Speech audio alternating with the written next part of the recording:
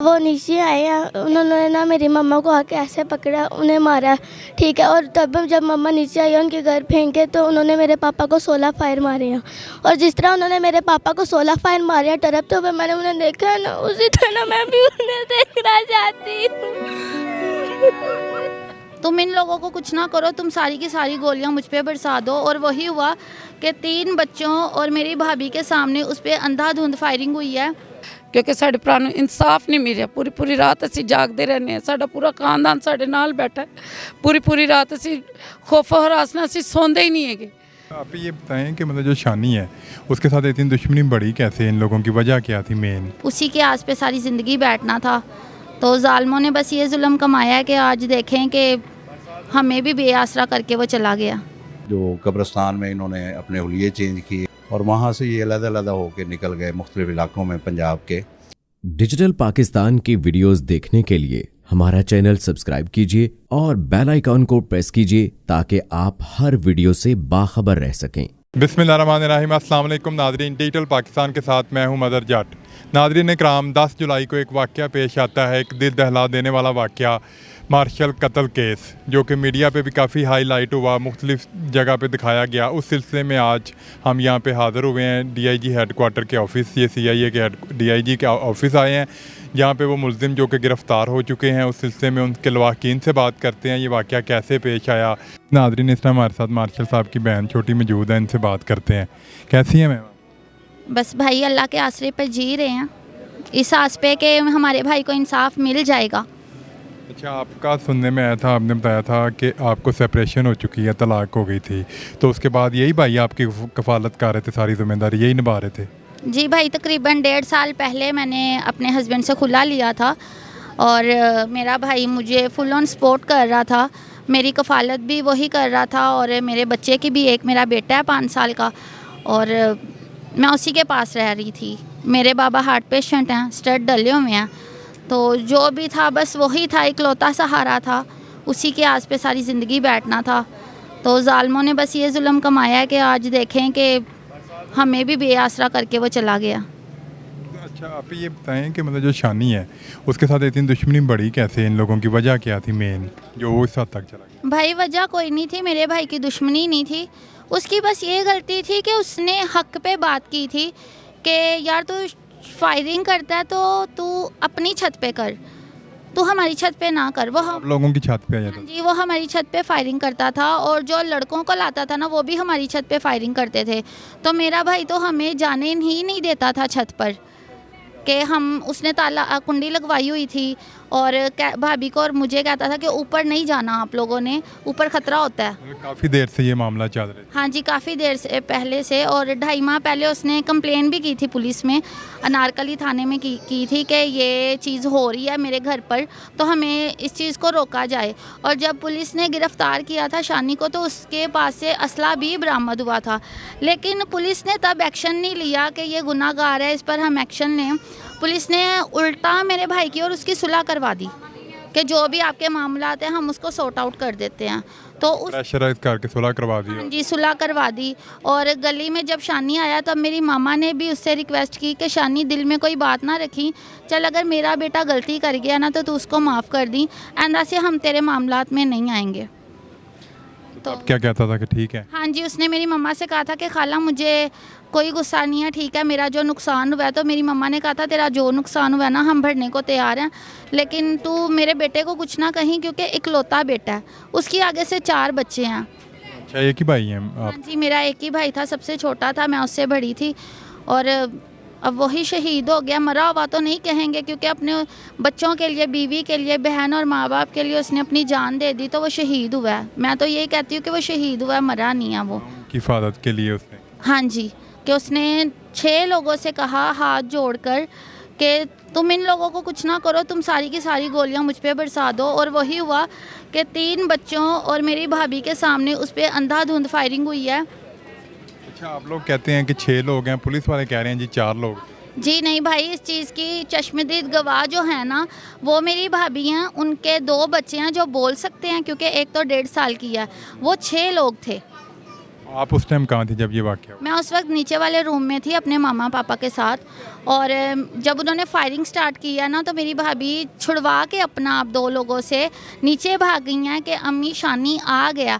और ये आप CIA वालों से भी पूछें, उन्होंने हमें बताया कि उनमें से एक ने मेरी भाभी से पीछे से फायर किया, लेकिन वो मेरी भाभी को लगने की बजाय उन्हीं के जो साथी था उसको लगा। भाभी को कोई फायर नहीं लगा? नहीं, भाभी एकदम साइड पर हो गई उनसे छुड़वा कर। और जब भाभी ने हमें बताया, हम 1 मिनट के अंदर 1 या 2 मिनट के अंदर ऊपर सीढ़ियाँ चढ़ के मैं गई हूँ, मेरे बाबा गए हैं, लेकिन उस वक्त वो हमें नहीं पता कि कहाँ गायब हो गए हैं।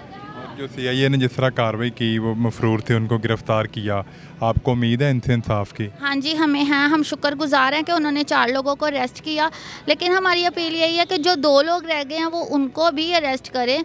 और सेकंड, जिन्होंने ऊपर से विंडो काटी और दरवाज़ा खोला वो अभी थाना रेसकोर्स में है।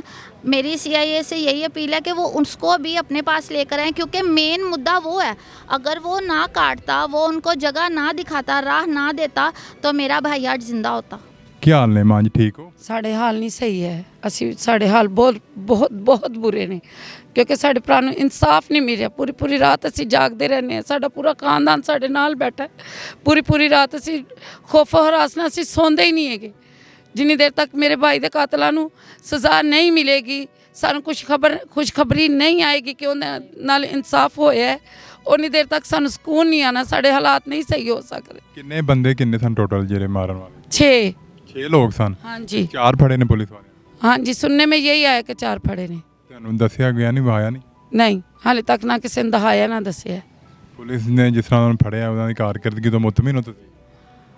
ਜਦੋਂ ਭਾਈ ਦੇਖੋ ਸਾਨੂੰ ਹਾਲੇ ਕੁਛ ਦੱਸ ਹੀ ਨਹੀਂ ਰਹੇ, ਹਾਲੇ ਅਸੀਂ ਦੇਖੇ ਹੀ ਨਹੀਂ ਤੇ ਅਸੀਂ ਕਿਸ ਤਰ੍ਹਾਂ ਮੁਤਮਿਨ ਹੋ ਜਾਈਏ।